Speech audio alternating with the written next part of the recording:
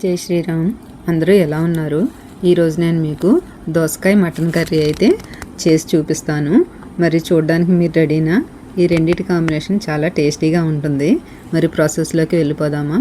దీనికోసం 1/2 kg mutton, దోసకాయ 1/4 kg, ఒక టమాటా, ఉల్లిపాయ, పచ్చిమిరకాయలు అయితే ముందుగా కావాలి. మిగతాయి ప్రాసెస్లో చూద్దాము.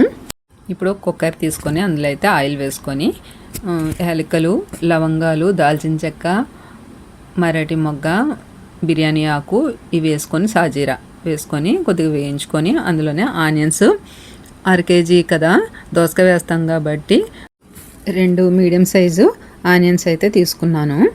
దాంట్లోనే 2 పచ్చిమిర్చి ఇవైతే సన్నగా తరుక్కొని వేసి అందులోనే కరివేపాకు అయితే వేసేసుకున్నాను. ఈ బాగా గోల్డెన్ కలర్ వచ్చే వరకు ఫ్రై చేసుకోవాలి.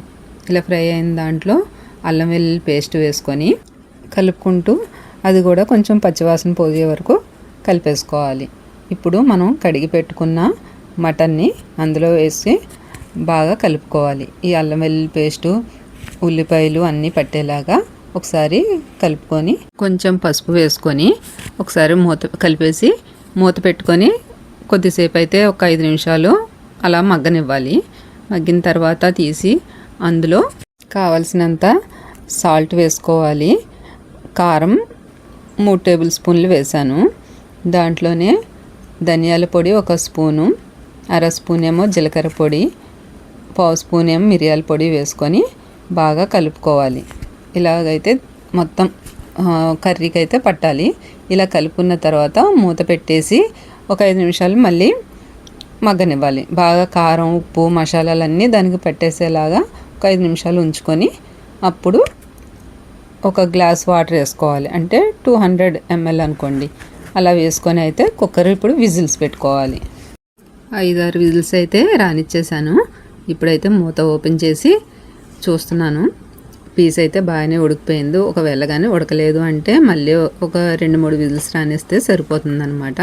నేను ఇప్పుడు ఒక టమాటా, 1/4 kg తీసుకున్నాను దోసకాయ ముక్కలు. అవి కూడా చిన్నగా కట్ చేసి వేసేసాను. వేసింది మళ్ళీ కలుపుకొని ఇప్పుడు విజిల్ పెట్టకుండా దాన్ని అలాగా ఉడకనివ్వాలి. దోసకాయ ముక్క ఉడికేంత వరకు. మటన్ అయితే ఉడికిపోయింది కదా మనకి. ఇప్పుడు దోసకాయ, టమాటా వేసినవి ఉడకాలి. ఇవి ఉడికింది మనకి దగ్గరికి మనం గ్రేవీ చూసుకొని ఎంత కావాలంటే అంతవరకు ఉప్పు అది చూసుకున్నాను. ఒకసారి సరిపోలేదు నాకైతే మళ్ళీ కొంచెం సాల్ట్ వేసుకున్నాను.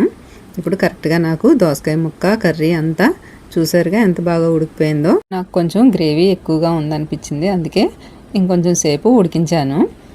ఇప్పుడైతే నాకు మటన్ దోసకాయ కర్రీ రెడీ అయిపోయింది. టేస్టీగా మీరు కూడా వండి ఎలా ఉందో ట్రై చేసి కామెంట్ చేస్తారు కదా. మీకు నచ్చితే కనుక లలిత ఛానల్ని లైక్ చేయండి, షేర్ చేయండి, అదే చేత్తో సబ్స్క్రైబ్ చేయండి. ఇంకా టేస్టీ రెసిపీస్ కోసం మన ఛానల్ని ఫాలో అవ్వండి. Thanks for watching.